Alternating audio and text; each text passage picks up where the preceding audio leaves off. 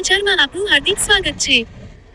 વડોદરા જિલ્લાના શિનોર વિસ્તારમાં હનીટ્રેપ અને બળજબરીથી રૂપિયા પડાવતી ગેંગનો શિનોર પોલીસે પર્દાફાશ કર્યો છે. ઓપરેશન પરાક્રમ અંતર્ગત કરવામાં આવેલી આ કાર્યવાહી દરમિયાન મુખ્ય આરોપી સહિત 3 લોકોને ઝડપી પાડવામાં આવ્યા છે. પોલીસ ફરિયાદ અનુસાર આરોપીઓએ સોશિયલ મીડિયા મારફતે ફરિયાદીને મહિલાના માધ્યમથી સંપર્કમાં લઈ વિશ્વાસમાં લીધો હતો.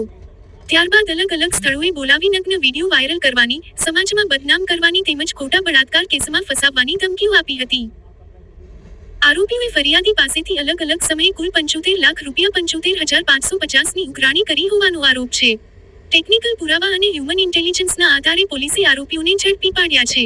પકડાયેલા આરોપીઓમાં શાંતાબેન ઉર્ફે મનીષાબેન વસાવા, અહેમદખાં સિકંદરખાં પઠાણ અને અક્ષયભાઈ પ્રતાપભાઈ વસાવાનો સમાવેશ થાય છે. હાલ પોલીસે આરોપીઓના રિમાન્ડ મેળવી વધુ તપાસ શરૂ કરી છે.